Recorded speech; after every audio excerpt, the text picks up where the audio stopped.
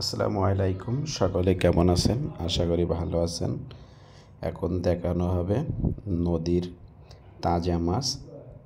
এগুলো সব খরকুল্লা মাছ, তারপরে চিংড়ি মাছ, বাইলে মাছ,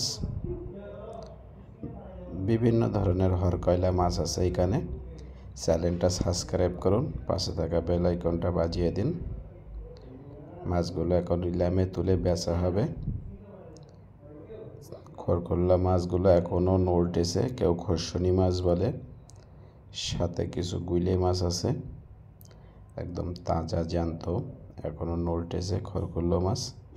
বেশ কয়টা খরশনি মাছ আছে, কেউ খরশনি বলে, কেউ খরকুল্লা বলে, বিভিন্ন জায়গায় বিভিন্ন ধরনের নামে ডাকে। সম্পূর্ণ ভিডিও দেখার জন্য ধন্যবাদ। চ্যানেলটা সাবস্ক্রাইব করুন, পাশে থাকা বেল আইকনটা বাজিয়ে দিন। আমন্ত্রণ রইল পরবর্তী ভিডিও দেখার জন্য। আসসালামু আলাইকুম।